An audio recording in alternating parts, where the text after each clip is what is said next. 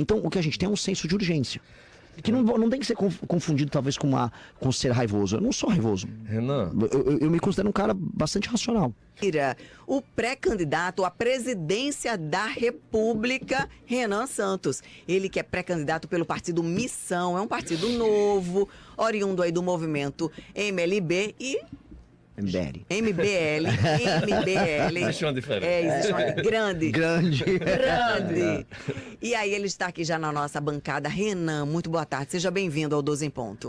Olha, uma boa tarde a todos. Muito obrigado, uma honra estar aqui com vocês. E assim, eu te digo que fique tranquilo com a confusão, que no começo confundi a gente com o MPL, que era o movimento Passe Livre. Aí eu tinha, não, eu não sou do Passe Livre. Aí virei o MBL, aí agora tem um MLB. Então tá tudo bem, mas é o MBL. É o Missão, no caso, né? Agora é o partido, que o partido e o movimento são coisas diferentes. O movimento é o MBL e o partido é o Missão. Posso ainda me intrometer de novo? Claro. É uma menina o partido, é a Missão. A Missão. Olha, é igual a rede de sustentabilidade. A gente fala de a rede, o partido é a Missão. E aí, ainda falando no MBL, vocês organizaram ontem um protesto lá em frente ao Banco Master, inclusive pedindo o impeachment do ministro Dias Toffoli, é isso mesmo? Foi o começo de algo muito novo, inclusive uma releitura de coisas que nós fizemos. Não sei se como é que tá o debate sobre o Banco Master aqui, mas o Brasil precisa falar mais sobre o Banco Master. É efervescência sempre. É o pior escândalo de corrupção da história do Brasil. Eu acho que ele consegue ultrapassar, por conta da dimensão política, o escândalo do INSS, e por conta da dimensão econômica e política, o Petrolão. É um escândalo assustador, ele invade todas as esferas, todas as linhas políticas. Você vai ter gente de esquerda, gente do centrão, gente de direita envolvida, você tem igreja envolvida, você tem membros do STF envolvidos. Agora a coisa ganhou, vamos dizer, consequências até bizarras com o resort Itaiaia e os vínculos que você vai encontrar entre JS Friboi, a turma do Banco Master, o ministro Dias Toffoli. E aí ontem fizemos uma convocação, a manifestação foi em frente ao Banco Master, ali em São Paulo. E foi muito diferente de todas as manifestações que vem acontecendo, especialmente as do campo da direita. Todo mundo pensa, aquele pessoal de verde e amarelo, com um caminhão de som, sei lá, o Silas Malafaia cantando no caminhão de som. Não é isso. Foi no chão. Eu fui um dos convocadores, eu não peguei microfone, nem tinha microfone pra valer. Era o pessoal com megafone, bateria. Pra quê? Pra voltar aquela energia justamente de 2013. Porque não há aqui como escolher o lado. Não é sobre eu tô aqui porque eu gosto do Renan, ou se, eu gosto do Bolsonaro, ou eu tô aqui porque eu gosto do Lula. Não, eu tô aqui porque o bicho tá pegando e é pra gente enfrentar esse escândalo que ele é gigantesco. As pessoas não têm ideia. Esse escândalo já envolveu 12 milhões de vítimas. Entre pessoas que investiram no Banco Master a pensionistas de diversos estados. Pensionista do Amapá e pensionista do Rio de Janeiro tomou cano. Então é um escândalo gigantesco e tem uma operação abafa enorme. A gente tem que brecar. O ministro envolvido é o relator e colocou tudo sob sigilo. Como é que a gente pode aceitar uma coisa dessa? Renan, você falou aí de esquerda, direita, de centrão. Como é que a missão se define ideologicamente? A missão, ela pode ser enquadrada dentro do bloco político da direita, se a gente fizer uma leitura dentro da literatura clássica do que é direita e esquerda. Porém, é uma direita muito adaptada ao que é o Brasil. Não é baseada em importações de conceitos, vamos dizer, especialmente americanos e europeus. No sentido de que não dá para eu apenas falar, eu sou liberal. Mas como é que é ser liberal num contexto, por exemplo, aqui do Nordeste, em que a maior parte dos municípios depende de dinheiro enviado pelo governo federal? Como você vai dinamizar isso? Vai ser só iniciativa privada ou o poder público vai ter que atuar junto? Como nós criamos desenvolvimento nessas regiões? Como a gente enfrenta o crime organizado num contexto brasileiro? Então, a ideia nossa é tropicalizar as ideias que nós defendemos, adaptá-las a um contexto brasileiro e criar soluções brasileiras para problemas brasileiros. Pois é, mas entre essa questão da direita e o bolsonarismo, como inserir uma nova ideia dentro da direita que se colocou como o bolsonarismo assumindo essa coisa da direita? Olha, você sabe, nós como Movimento Brasil Livre, nós conduzimos o impeachment da Dilma Rousseff, apoiamos o período da Lava Jato e tivemos muito sucesso naquela época sem Bolsonaro nenhum. O Bolsonaro ficou poderoso mesmo em 2017, quando ele se firma como candidato favorito, e em 2018, quando ele ganha a eleição.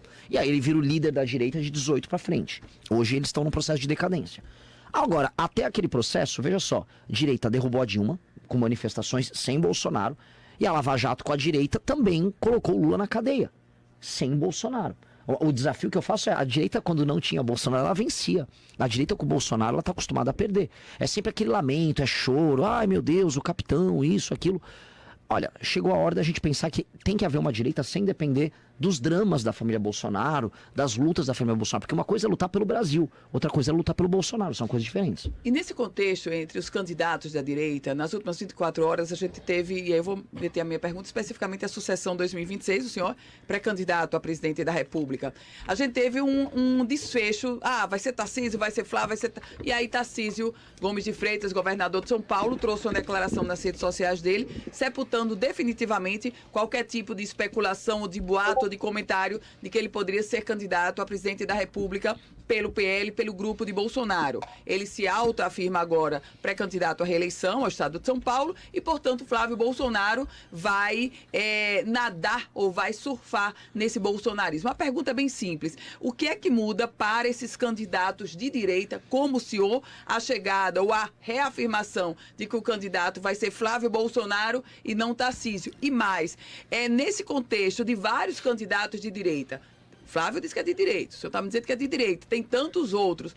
Vários governadores. Vários governadores, Ratinho, o governador Caiado. Zema, o governador Caiado. Isso não fragiliza esse palanque para enfrentar uma esquerda que está aparentemente numa unidade com a reeleição de Lula? A maior fragilidade é a candidatura do Flávio. O Flávio é a candidatura da fragilidade. O Flávio tem uma rejeição gigantesca. O Flávio tem um envolvimento que ele nunca vai conseguir justificar em escândalos de corrupção. A gente sabe da rachadinha, mas tem mais coisa da rachadinha. O Flávio vai ter que explicar a relação dele com o advogado Willer Tomás, que eles sacaram dinheiro, mais de R$1,5 milhão num cassino nos Estados Unidos. Ele nunca negou essa história. O próprio envolvimento desse com o Willer Tomás na tentativa de tomar uma ilha, que tinha uma mulher grávida morando naquela ilha, que era a esposa do Richarlison e o advogado do Richarlison estavam lá. O Flávio Bolsonaro, desculpa a palavra, não quero ser pesado aqui, ele é um gangster. E o Lula é outro. Então, os outros nomes que nós temos da direita, que estão concorrendo ali, tem o Caiado, tem o Zema, tem o Ratinho, com todo respeito, eles tiveram o ano passado inteiro para firmar a candidatura deles. O que eles ficaram fazendo, com todo respeito ao eleitor de direita que está aqui, eles ficaram puxando o saco do Bolsonaro. Nunca apontaram os erros que o Bolsonaro cometeu. Pois bem, eu aponto, e eu ultrapassei eles nas pesquisas. A última pesquisa atrás eu ultrapassei eles. E agora... Desculpa, eu queria falar justamente sobre isso. Veja só, você tem uma posição diferenciada. Todos os outros candidatos da direita se submeteram a dizer que iriam indultar Bolsonaro, que participaram de palanque pela anistia e tal, e tal. Você está com um discurso de direita contra a família Bolsonaro, não contra o bolsonarismo que votou, como o eleitor bolsonarista, mas contra esse sistema que Bolsonaro implantou. Você acha que há espaço para isso? Já que todos esses aí, com a experiência que eles têm, eles tiveram medo de ser candidatos contra esse sistema. Todo mundo foi lá pedir a bênção a Bolsonaro. Eu acho exatamente isso, acho que tem esse espaço sim, até porque essas pessoas não nasceram no bolsonaristas. Elas se encantaram pelo Bolsonaro, em grande medida elas se apaixonaram pelo Bolsonaro, porque o Bolsonaro para elas, tem que ser honesto, ele representou a esperança de que alguém parecido com esse brasileiro, quem é o brasileiro que vota no Bolsonaro? É um cidadão em geral produtivo, economicamente ativo, é um cidadão que ele defende um conjunto de valores tradicionais dentro da sociedade brasileira, é uma pessoa que está cansada da impunidade e ele está cansado da corrupção e do crime organizado. Vamos botar aqui, a gente pode fazer um mix aqui. O erro desse eleitor é que ele achou que o Bolsonaro ia fazer alguma coisa contra esses problemas e que ele representava de fato esse cara. Ele não representa. Ele se desencantou, então? Ele não, uma parte está encantada ainda. Existe pelo menos 15% do eleitorado que está encantado. Do antipetismo como um todo, vamos colocar aqui, 30% do antipetismo continua encantado com o Bolsonaro e é isso que vai permitir que o Flávio largue sempre bem. O resto é recall do próprio antipetismo. A questão é que o eleitor antipetista, que é diferente do eleitor bolsonarista, o eleitor antipetista, o eleitor conservador, ele precisa ter outras alternativas que respondam os problemas do Brasil para ele. Por exemplo, o maior problema do brasileiro, todas as pesquisas captam, é o quê? Crime organizado e violência, em todos os lugares. Essa sua camisa, prendeu, matou, tem alguma coisa tem a ver com porque a gente começou essa campanha. Pauta do crime organizado? Sim, a gente precisa mudar as leis penais brasileiras, as leis de execução penal no Brasil, e nós precisamos instituir o que a gente chama de direito penal do inimigo, uma teoria de um jurista lá da Alemanha, que configura uma organização criminosa, como nós temos aqui, já no Rio Grande do Norte, fiquei chocado em saber isso. Configura elas como grupos terroristas, e aí um traficante, uma pessoa que comete crimes regularmente dentro de uma facção, ele não dispõe dos mesmos direitos e prerrogativas que o cidadão comum. O que eu quero dizer é o seguinte, se vamos botar aqui, o Túlio, alguém, sei lá, demos um soco em alguém na rua, a gente tem as nossas prerrogativas. Temos que ser punidos porque cometemos um crime, mas temos nossos direitos e prerrogativas como um cidadão que reconhece a lei. Uma pessoa que faz parte de uma facção, ela não reconhece a lei do Brasil. Portanto, a lei do Brasil tem que ser muito dura com ela, porque ela tem que ter um status especial. Esse prendeu, matou é o quê? Pena de morte que você não necessariamente, ainda que a gente está discutindo a questão da pena de morte também. Não necessariamente. A questão do prender ou matou é, se você faz parte de uma facção e você vem com uma metralhadora receber a polícia, ou você se entrega ou você vai morrer. Não tem conversa, não tem discussão sobre... Não, porque o direito humano do cara que tá portando uma AR-15, ele tem que... Não. Mas isso E já como é que existe. você O vai confronto identificar hoje quem já é existe facção? isso. Não. O confronto já existe. A questão toda é que o ato de haver o confronto, você vai pegar a DPF das favelas. Hoje você tem exércitos montados dentro das favelas. O Rio de Janeiro é o caso mais emblemático, mas não é só o Rio de Janeiro. Se vocês forem pro Ceará, porque o Rio de Janeiro é todo mundo. É quase um negócio anedótico. Não, o Rio. O Ceará é muito mais perigoso que o Rio. Se bobear, tem que ver os números aqui do Rio Grande do Norte. Em termos de facções e em termos de mortes, homicídios. As trocas de tiro que tem entre eles são muito mais perigosas. Você permite no Estado brasileiro a existência de territórios inteiros em que há ocupação e os caras andam armados ali dentro. O Estado sabe. No Rio de Janeiro, especificamente na DPF das favelas, você não pode fazer uma invasão se você não tiver toda uma reunião com inúmeros órgãos e sempre vaza.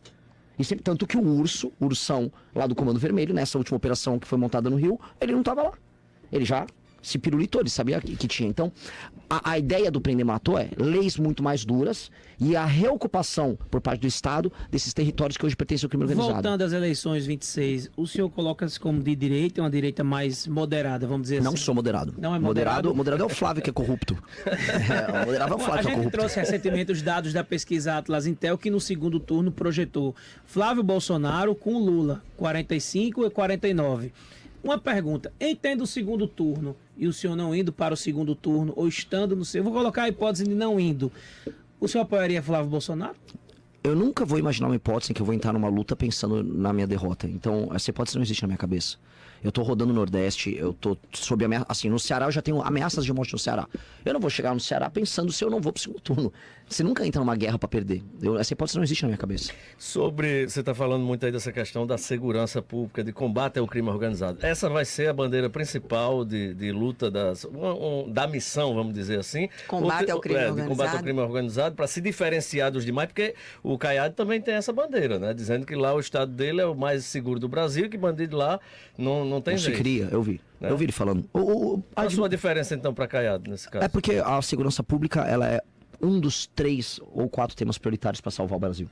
O maior problema do Brasil é como a gente resolver as desigualdades regionais. Minha questão, inclusive, só uma curiosidade, se vocês abrirem o demográfico da pesquisa Atlas, as regiões que eu vou melhor são Norte e Nordeste. Porque eu sou o único que está tratando os problemas dessas regiões. E, na verdade... E o que você propõe para desenvolver o Nordeste? Você está começando a sua pré-campanha justamente aqui pelo Nordeste.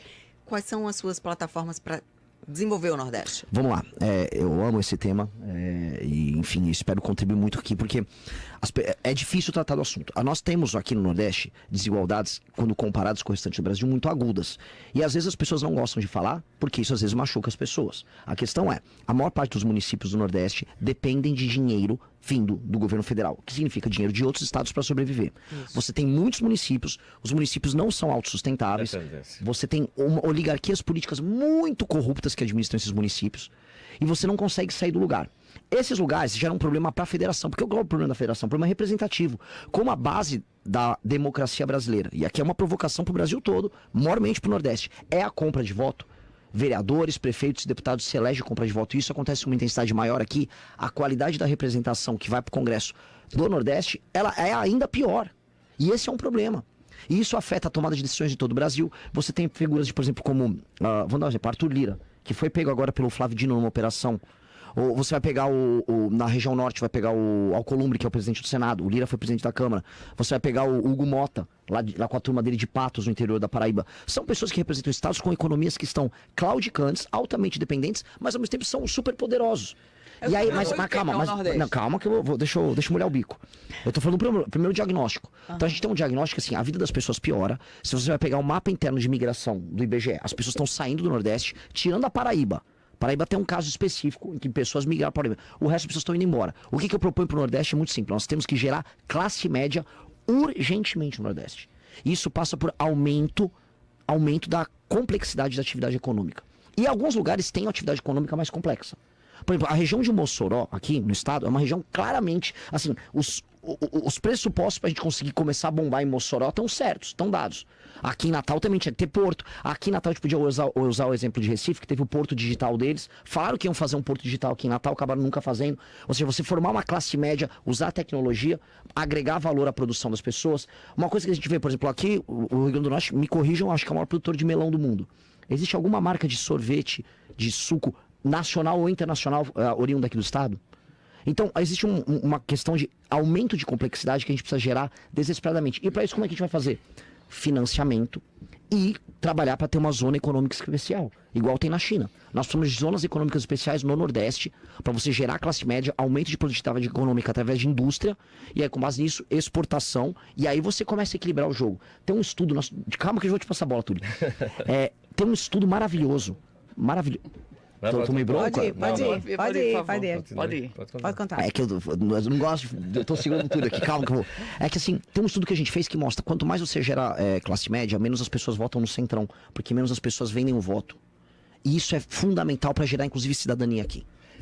Pois é, mas você falou do Centrão, eu queria falar justamente sobre isso. Quando o Bolsonaro estava em campanha, ele abominava o Centrão, dizia que não queria conversa e chamava de tudo no mundo. Quando ganhou a eleição, um pouco tempo depois, o chefe do Centrão, que era Ciro Nogueira, foi chefe de gabinete dele. Como saber que Renan não vai fazer a mesma coisa? Porque Renan não é Bolsonaro, né? Então o Bolsonaro sempre foi do Centrão.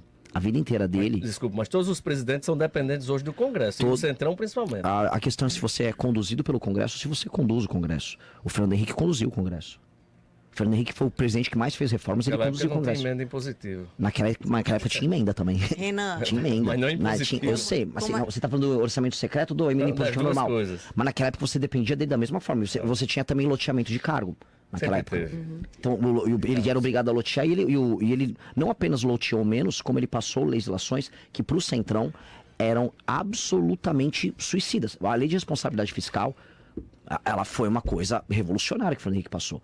A questão é, o Fernando Henrique, que não era oriundo do Centrão, ele conseguiu passar reformas no Brasil e ele não foi conduzido pelo Centrão. O PT, em alguns poucos momentos, ele até conseguia, mas era na base da compra do parlamento. O Bolsonaro, que me desculpem os bolsonaristas, ele sempre foi conduzido pelo Centrão, porque ele não consegue imaginar fazer política para dentro do Centrão, porque ele sempre foi do Centrão. O Bolsonaro sempre falou, palavras dele, eu sou do Centrão. Então, um presidente da República, eu não quero muito me estender nisso, né? Tá bem legal a entrevista, mas às vezes eu tenho... Me corrija aqui, por favor, se eu tô falando muito, tá? Mas um presidente da República, ele tem que mudar o sistema de incentivo que dá poder pro Centrão. Hoje o Centrão tem as emendas do orçamento secreto. 65 bilhões. E que vai aumentar. Como mexer com isso? Deixa ela perguntar que eu molho o bico e te respondo. Eu queria que você comentasse. Algumas pessoas, assim, alguns veículos acabam fazendo uma associação da sua imagem com a de Pablo Marçal. Ele foi candidato a governador em São Paulo. Parece. Como se o MBL estivesse lançando um novo Pablo Marçal. Como é que você vê esse tipo de comentário? E quem é Renan Santos? Para as pessoas que não conhecem ainda, o pré-candidato a presidente da República. Quem é você, né, a sua história, a sua profissão, enfim. Bom, se eu fosse o Pablo Marçal, o Túlio já teria dado uma cadeirada em mim aqui. Né? A coisa já estava em outro nível, né? O que eu posso falar assim, eu tenho asco do Pablo Marçal. Eu acho ele um sujeito baixo, viu? Eu acho ele um enganador. Se eu tava falando assim, Lula, Bolsonaro, ambos mentem pro eleitor, o Pablo Marçal transforma os dois na Madre Teresa de Calcutá. O Pablo Marçal é um super mentiroso. E infelizmente ele ganha dinheiro ludibriando as pessoas com aqueles cursos mentirosos dele. E fora as mentiras que ele fala no palco, ele fala ao vivo, o cara é uma máquina. Eu tô aqui falando verdade, vocês podem não concordar comigo num ponto, discordar, mas eu vou defender com argumentos meus pontos até o fim. Eu não tenho medo de absolutamente nenhuma pergunta e eu também não vou vir aqui lacrar pra cima de vocês. Tipo, eu vou usar você de gancho pra eu... Não, vou te dar... Não, eu vou falar a real, vou falar o que eu penso, eventualmente vocês não vão gostar e é da vida. Não era o que ele fazia. O Pablo Marçal, inclusive, ele vinha nos lugares com um roteiro pra bater num jornalista. Não é isso que eu vou fazer. O projeto do MBL não é esse, o projeto do MBL é de longo prazo. O Marçal teve muito sucesso, ele quase venceu a Prefeitura de São Paulo. Se ele não mentisse lá com aquela carta do Boulos, ele estava no segundo turno e ele ganhava do Boulos. A questão é, ele acabou politicamente. Agora, nós não vamos, eu tenho um partido hoje. Esse perfil, né, seu, assim, de trazer a verdade, o debate e tal, a gente viu isso lá nos Estados Unidos com o Charlie Kirk, que foi assassinado. Vocês que se expõem do movimento MBL, que levam esse debate, que enfrentam, vocês temem aqui que no Brasil essa violência também possa chegar até vocês? Sim. Sim, porque ela tá rondando a gente. A Amanda, que é a nossa vereadora em São Paulo, tinha um maníaco, ficou atrás dela com faca, a gente teve que prender ele. Então, houve um trabalho junto com a polícia, a gente prendeu ele. 2 coletores de assinaturas do nosso partido, no ano retrasado, foram alvo de uma tentativa de assassinato. A gente conseguiu prender os rapazes que tentaram matar eles. Eu tenho recorrentes ameaças de morte, especialmente quando a gente começou a falar muito do Comando Vermelho, muito do PCC, começaram a bater muito na gente e virar essas ameaças. A pessoa mais ameaçada nossa é a Amanda. E em segundo lugar, hoje sou eu. E você fica com um pouco de preocupação. Hoje a gente tem que andar com segurança. Dito isso, a gente não pode mudar o que a gente faz. Em relação ao partido, é um partido novo e, consequentemente, tem dificuldades em relação ao comparativo com os outros. Eu quero falar sobre debate. Você tem como matéria-prima principal a voz, a fala, o conteúdo que você quer expor. O partido vai ter condição de participar de debates na eleição presidencial ou não? Formalmente, o que faz um partido participar dos debates é a emissora autorizar, participe. A boa vontade dos demais participantes, não incluam ele, Não em geral vai acontece. Que não acho que haverá, eu não sou muito amigável com eles também. Ou o partido ter pelo menos 5 parlamentares, tá? Nós não apareceremos na eleição com 5 parlamentares, muito provavelmente. Tá? A gente não tá abrindo... Se quiséssemos, teríamos. Tem muita gente Isso que... é um desafio enorme para um candidato novo, de um partido novo, e ainda não ter nem mesmo a exposição, que é um palanque, é um palco muito legítimo, que é o do debate. Então, como é que você vai vencer tudo isso, inclusive o desconhecimento da população sobre o seu nome? Primeira coisa, eu preciso subir nas pesquisas. Hoje, em qualquer cenário... Mas só sobe na pesquisa, você é conhecido. aparecer. Não, mas eu tô aparecendo, eu já tô com 3 a 4%. Eu posso dar um exemplo dos governadores. Como é que pode o Zema, que é governador do estado de Minas, que é o segundo estado mais populoso do país, ter metade praticamente das intenções de voto na pesquisa Atlas que eu tenho? Você vai ver a movimentação de redes Quanto sociais. agora? 3 a 4% nos cenários, o Zema tava com 1,7%. O Ratinho também, 2 alguma coisa, e quem tá mais próximo junto era o Caiado. Isso na pesquisa Atlas, que pra mim é a melhor pesquisa, e foi inclusive que pegou Estados Unidos, pegou Chile, acertou a Argentina. Pra mim a Atlas hoje é a mais sólida. De maneira bem simples, eu vou me tornar mais conhecido, eu sou o único que tô rodando no Brasil. Todos os lugares que eu rodo eu falo dos problemas locais. Por isso que eu tô melhor no Nordeste. Eu andei mais no Nordeste e tô crescendo mais no Nordeste. Eu tenho mais que o dobro do que esses caras no Nordeste.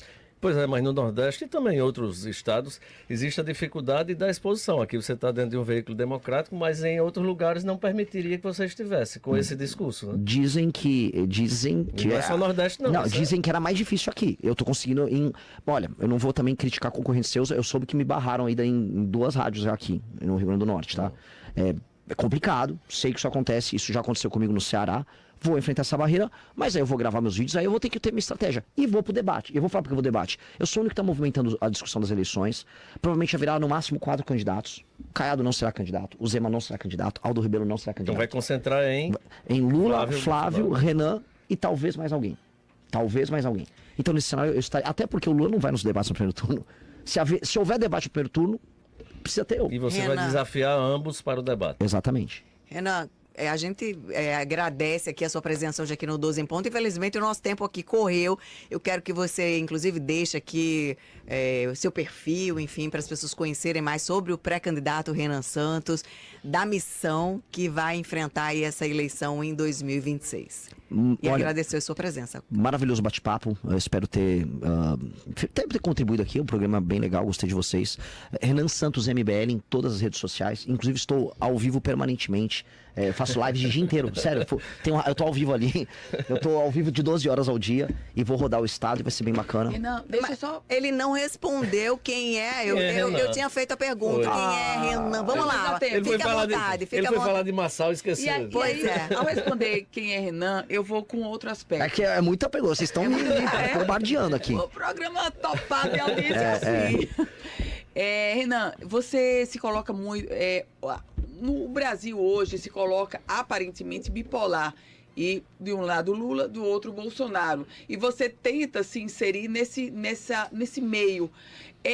Como é que você imagina se colocar diante desses dois polos? Repito, num partido pequeno, sem o fundo eleitoral, sem recursos financeiros, e um outro aspecto, com ideias que, para você chegar e pregá-las junto à grande massa, você precisaria de tempo de rádio e de televisão nos grandes veículos. E salvo essas entrevistas, como por exemplo da 98, o tempo no programa eleitoral você não vai ter. Eu sou mais jovem, eu sou mais corajoso, eu sou mais inteligente do que eles e eu vou na cidade das pessoas.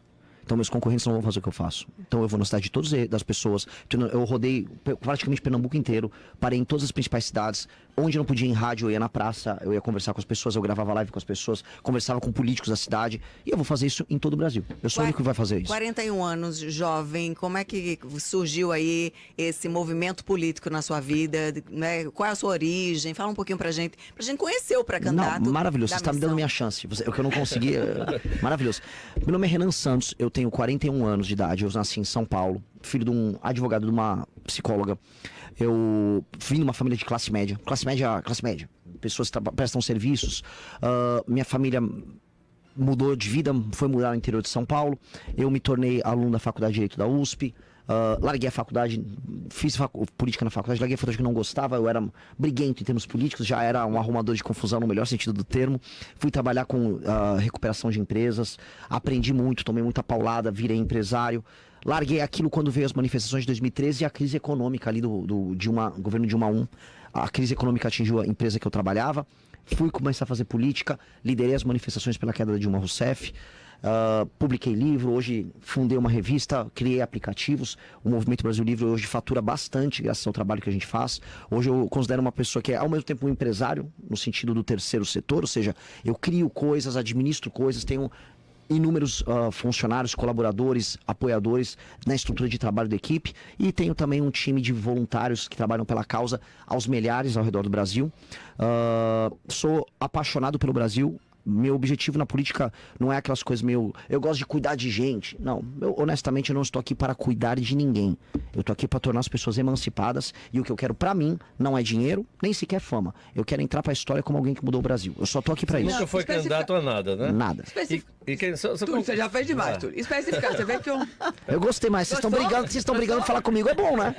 Especificamente no Rio Grande do Norte. Seu partido, a missão, obviamente que é um partido novo. E qual a estratégia desse partido para a sucessão no estado do Rio Grande do Norte? Aqui você está fazendo a campanha de presidente da República, mas a gente sabe que uma campanha de presidente precisa de um front stage, ou seja, de uma linha de frente também, governador, deputado estadual, deputado federal. Como é que você está organizando esse partido aqui no estado? Eu vou, se vocês toparem, eu posso trazer em primeira mão, no fim da minha turnê aqui, nossa candidatura para o governo. Agora, e os candidatos podem... Não, agora eu não posso falar. Quem espera faz a hora. Não, me dá 3 dias. Me dá 3 dias que eu entrego furo para vocês. Agora, vocês aqui... Mas assim, teremos deputados, chapa completa. Vocês têm representantes do MBL aqui Sim. no estado do Rio Grande do Norte, aqui em Natal. Como é que tá esse movimento aqui, que inclusive trouxe você aqui para a nossa capital? A gente está criando quadros novos. A gente está com uma lógica regional e municipalista, no sentido de usar as redes sociais, mas não para pegar uma pessoa que mora, sei lá, em Panguaçu, para fazer vídeos sobre o Brasil o tempo todo. Não, vamos falar dos problemas regionais.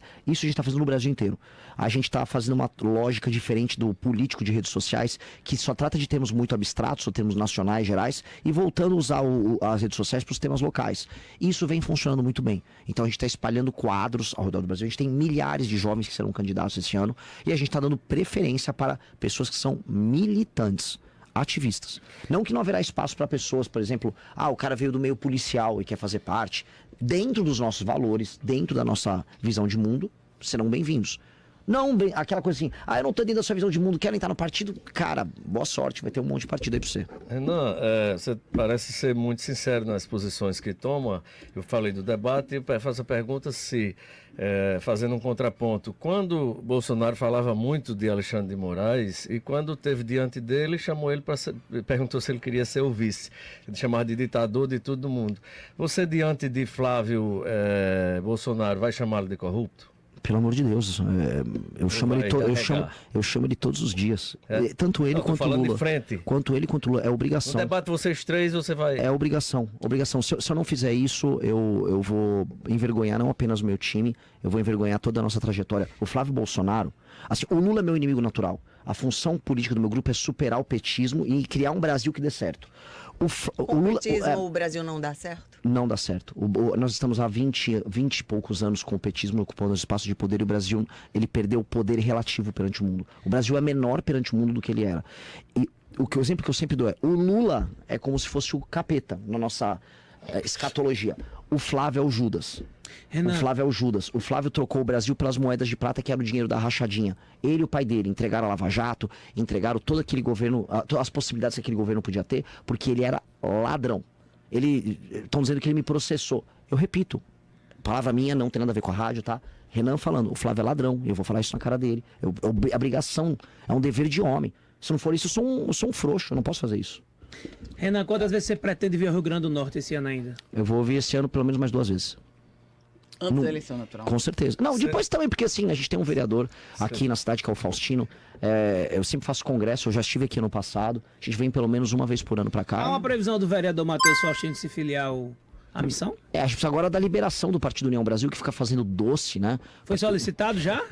Eu tô em Brasília enchendo o saco dos caras pra liberarem, Mas né? foi solicitado oficialmente a liberação? Ó, do- da minha parte, sim. Lá por Já Brasília. assinou? Não, lógico. Mas o local, não, eu assim. solicitei. Eu não sei se eles vão liberar. Não, claro. Eles têm que. Porque, Assim, na verdade, a gente teve um deputado aqui que disse que solicitou e nunca tinha solicitado nada. Por isso que eu perguntei. Não, mas a gente oficializou. tá, Então- porque não é só o Matheus. São inúmeros vereadores que nós temos ao redor do Brasil, em vários partidos, e a gente já está solicitando para todos. Alguns, que são os deputados, eles têm a famosa janela. E as Quem é reações, vereador, não. Como é que tem sido Então, os o nome presidentes? Dependendo- então o nome que o partido poderá apresentar para o governo pode ser Matheus Faustino com a chegada dele, liberado? O problema é a idade. O Faustino não tem a idade para ser o candidato ao governo. Senão eu lançava. O Faustino é um fenômeno. É um dos meninos mais brilhantes que eu já conheci. É um cara que vem sofrendo ameaças. E é um cara que amadureceu muito. Eu adorei apresentar que ele não tem idade, igual o Kim. Eu adorei lançar o Kim para presidente. Mas o Kim não pode, ele é novinho, né? 29 anos. Você é novo e disse que nunca foi candidato. E a curiosidade é em quem Renan votou para presidente nas últimas eleições? Eu posso listar desde que eu comecei a votar aqui. Eu votei. Vai Então, lá. eu votei Serra em 2002, eu votei Alckmin em 2006. Em 2010 eu votei, infelizmente, no Serra novamente. Em 14 eu votei no Aécio, porque eram todos os candidatos basicamente que tinham antipetistas aí à disposição. Alckmin como vice de Lula. O Alckmin é um Não traidor. vou dizer os votos. É. Em 2018 eu votei no Bolsonaro no segundo turno. Em 2022 eu anulei. O que você achou de Alckmin, então, que você já votou nele como vice do que você chama aí do capeta? Eu conheço, o Geraldo está na categoria do Flávio, dos Judas. Né? Para um eleitor de São Paulo, antipetista, o que ele fez é uma traição com o eleitor. Ele sabe disso. Você acabou de dizer que anulou o seu voto. E não seria uma traição ao próprio direito conquistado de votar no momento que você reconhece aqui e admite que anulou o seu voto? E outra, que tipo de exemplo você dá hoje ao dizer que anulou o seu voto e agora chegar para as pessoas, estou lhe provocando, e agora chegar para as pessoas e pedir um voto? Que não, assim, a provocação ela não funciona nesse sentido. Não, porque... estou provocando no sentido de ser direta. na Sim, pergunta. sim. É que assim, quando a gente ganhou o Com direito de respeito, votar, claro. direito de votar para presidente, ele pressupõe o direito de anular o voto também. Quando nós não tínhamos eleições diretas para presidente, você não tinha a possibilidade nem do voto branco e do nulo. Você não tinha o direito de deliberar sobre a existência da presidência. Quando eu preguei o voto nulo, eu avisei: o Lula é um ladrão e o Bolsonaro é um ladrão. O Lula é um cara que legou a maior crise política histórica do Brasil. O Bolsonaro aprofundou ela, estando na presidência da República. Aí as pessoas, não, mas quem é o menos pior? Bom, você prefere ser atropelado por um trem ou por um caminhão? É diferente, cada um vai achar, pô, no trem dói E menos. se anular? Então, se Se anular, por um caminhão ou se anular? Então, Mas anular significa que eu sou oposição aos dois. Que não importa quem ganha, eu vou mas e qual enfrentar seria eles. o destino do Brasil? O destino do Brasil seria ruim como ele está sendo. Os dois são opções muito ruins. E anular também seria um Mas anular, eu só posso anular se eu não tenho uma renunciar terceira ao seu opção. direito. Mas eu não tinha uma terceira opção. Hoje eu tô dando opção, por isso que eu sou candidato. Eu pergunto justamente. Porque eu não posso fazer campanha para algo que eu considero baixo. Eu não consigo sentar e falar, eu concordo com o PT com as políticas pró-crime que ele teve nos últimos anos e falar, vou fazer um voto na democracia do Lula. Muito menos sentar com o Bolsonaro e ver o que ele fez na pandemia, o que ele fez com a nossa revolução. No Bolsonaro ele tem um termo pessoal, porque eu sou homem. Ele atacou minha família. O Bolsonaro tentou prender meus pais. O Bolsonaro tentou fechar meu movimento. Como Então eu assim? não vou sentar. Em 2020 houve uma operação policial contra o MBL, tocada por um promotor bolsonarista, usando documentos mentirosos feitos por influenciadores bolsonaristas. E no meio da pandemia, eles prenderam 2 pessoas que não tinham nada a ver com o MBL. As pessoas foram soltas. Falaram que eu roubei 400 milhões, disseram que era tudo mentira. Fizeram uma pescaria probatória no escritório do MBL, não encontraram nada. Nós fomos inocentados de tudo. E era uma operação policial que devia ter sigilo. Deputados do Bolsonaro sabiam da operação um dia antes e estavam fazendo troço na internet. Eles comemoram, aquele Felipe G. Martins se coloca como uma espécie de herói, uma vítima do sistema, sabia e estava dando risada. Então, o regime policialesco que o Alexandre de Moraes tem hoje, o Bolsonaro endossava com a turma dele no governo dele. Então eu não vou aceitar nem a maldade do bolsonarismo, nem a maldade do petismo. Ô, Renan, Como homem eu não posso aceitar, senão eu vou desonrar meus pais e meus amigos. Eu não posso fazer isso. Então anular significa assim, ó. Uma coisa é anular porque eu não gosto de política, porque eu sou alheio. Eu anulei porque eu quero enfrentar os dois. Como enfrentei o PT agora e como enfrentei o Bolsonaro. o MBL fez esse protesto ontem, representativo, e já planeja uma nova manifestação, e inclusive cobrando ali a delação do Vorcaro, é isso mesmo? Exatamente. Agora, Renan, Para quando? Como é que vai ser Bom, isso? sexta-feira que vem, a gente remarcou já em São Paulo, na frente do Banco Master novamente. Só que a discussão é se a gente pode ampliar para outros lugares. Porque nós não queremos fazer uma coisa... eu não quero fazer aquelas manifestações novamente que tem um caminhão de som enorme, com cara de discussão, aquelas músicas... Tarararara. Não quero. Tem que ser igual a 2013. Todo mundo no chão, todo mundo na rua, porque o protesto não é a favor de ninguém.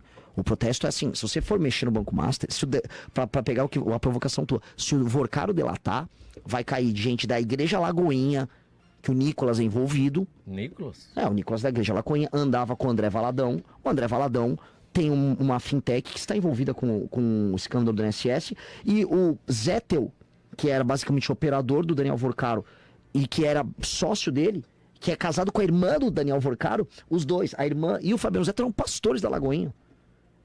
Essa história tá fedendo pra eles e ela vai chegar do outro lado, ela envolve Lewandowski, envolve ministros do Supremo. O escândalo do Banco Master é o maior escândalo político do Brasil. Então você não dá pra ir. Não escapa ninguém. Agora, Não escapa, não dá pra ter lado. me A chama República cai. Cai. Me chama a atenção o seu discurso, os seus vídeos, o seu posicionamento nas redes sociais me chama a atenção sobre dois aspectos. Um, pela pregação de que você faz uma nova política. E um outro, e me permita ser muito franca sempre, é um tom um tanto agressivo. Por exemplo, você chegou aqui com a camiseta prendeu, matou. É claro que chama atenção isso. E isso denota uma agressividade, uma violência, enfim. Não é só curiosidade. Essa nova forma de fazer política não é contraditória? Não, na verdade eu não acho contraditório. Por exemplo, você trouxe aqui informações, claro, mas o seu posicionamento, eu estou sendo muito transparente, é um tanto... não é só raivoso. Eu não sou raivoso.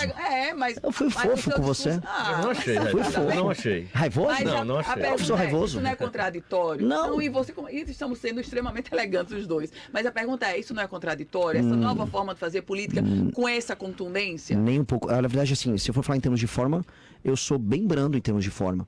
E eu sou bem racional. Eu vou conversar com você nos argumentos. O que as pessoas acham que o nosso conteúdo ele é muito duro e direto é porque a gente cansou de abordagens enrolonas no Brasil. No Brasil a gente fica enrolando.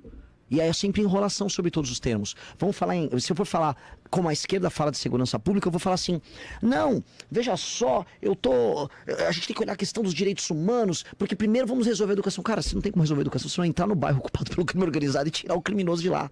E a gente fala: eu vou entrar e eu vou ou prender todo mundo, ou eu vou matar o traficante. Ponto. Aí as pessoas falam: nossa, como você é agressivo. Eu não sou agressivo. Eu tô só fazendo o que qualquer nação faz quando ela enfrenta um crime organizado. A França tem crime. A França não tem território da França ocupado pelo crime organizado. O Canadá tem crime. Ele não tem território do Canadá tomado pelo crime. A gente tem e fica deixando. Então o que a gente tem é um senso de urgência. Que não tem que ser confundido talvez com ser raivoso. Eu não sou raivoso. Renan, Eu me considero um cara bastante racional. a gente teve na última eleição, a vitória de Lula sobre Bolsonaro foi por pouco mais de 2 milhões de votos, cerca de 2 milhões de votos. Eu estava olhando alguns números, se você pegar o eleitor, a abstenção, o eleitor que ficou em casa e não foi votar, junto com o voto nulo e o voto branco, chegamos aí a cerca de 30 milhões de votos, né? E um ganhou para o outro com 2 apenas.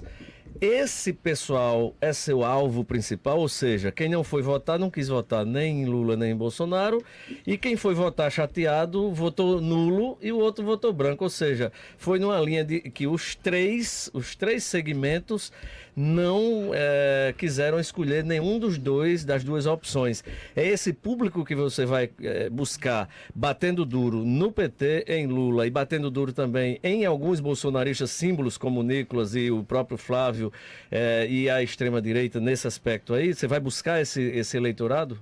Uma grande pergunta. Essa é a pergunta mais difícil. Porque se eu fosse falar racionalmente, eu não teria falado do Nicolas aqui. Eu tenho muitos seguidores e eleitores a buscar que acham que ele é um rapaz sério. Não quest- é? Ele não é um rapaz sério. E eu não consigo mentir. Eu tenho esse defeito. Eu não vou vir Ele aqui. não é sério, realmente. Porque o Nicolas Ferreira ele transforma as causas em espetáculo para se tornar um influencer de si. Então ele só tá. Ele faz uma marcha lá para ser um influencer. Agora você pega as votações dele no Congresso, a participação dele legislativa, ela é nula. Ela é pífia. O Nicolas, ele só pensa em ganhar seguidores. Ele não aborda os problemas nacionais como tem que abordar. Ele não entrou na questão do Banco Master como deveria. Ele não fala dessa questão, que é a questão mais premente. Até porque o candidato dele, o Flávio Bolsonaro, não assinou a CPMI do Banco Master. Ninguém tá falando disso. Tem uma CPMI, o próprio Nicolas assinou. Não fala sobre o assunto, mas assinou. O Flávio não assinou. Quando houve a PEC da blindagem, que é, vamos dizer, o maior abraço à corrupção que o Congresso poderia dar, o Nicolas não foi apenas um cara que votou a favor. Ele fez campanha pela PEC da blindagem. Porque tinha um acordo ali e tal. O Nicolas, volto a colocar, quando o Bolsonaro cometeu os crimes que cometeu no mandato dele, ficou quieto. Na verdade, ele defendia todas aquelas coisas. E agora, de maneira muito oportunista, com a família Bolsonaro indo pro ocaso, diminuindo de tamanho, aí ele tá, inclusive, dando umas brigas dele com a turma do Bolsonaro. Ou seja, ele usa o Bolsonaro, ele usa as pessoas, ele usa as causas para se autopromover como um influencer. Eu não consigo aceitar que política seja feito isso. Eu só respeito político que dê uma opinião que vai fazer ele perder voto. Eu tô perdendo voto falando mal do Nicolas na sua rádio. Eu tô perdendo voto. Só que eu vou dar opinião. Eu não consigo aceitar ser igual ele, que só fala o que as pessoas querem ouvir, igual quer ver outro. Oportunismo. Oportunismo. Cleitinho. O Cleitinho lá de Minas Gerais fala tudo que o povo quer ouvir. Mas o problema é o seguinte, a voz do povo não é a voz de Deus. A voz de Deus é a voz dos corajosos. E você tem que ter coragem se você quiser mudar alguma coisa. E esses caras não são corajosos. Respondendo você, eu vou buscar o eleitor antipetista como um todo. Vou buscar o cara que não votou, vou buscar o cara que votou nulo. Inclusive, você pega o cara que votou nulo, é um pequeno percentual. Eu tenho na pesquisa acho que 30, 40% desse cara. Que é claramente a pessoa que não votou, nos caras de raiva. Eu vou buscar esses eleitores todos e eu preciso fazer, com base nessa luta, essa busca, eu chegar nos 10%. Que com base nisso eu me torno viável. E aí o eleitor que hoje está com o Flávio vai fazer um cálculo. Esse Renan ganha do Lula no segundo turno. É isso. Ô, Renan, você começa a sua agenda hoje aqui em Natal, mas também vai para o interior do estado. Sim. Vou rodar. Nossa, eu vou até Ipanguaçu. Amanhã, dia 24, Nova Cruz, Santa Cruz, Currais Novos, Zacarias, Sul, 25 Caiçara, São Bento, Ipanguaçu e Mossoró. É isso mesmo? Exatamente. Para mais vídeos do Partido Missão, se inscreva no canal Escolha Missão, deixe o like e compartilhe o vídeo.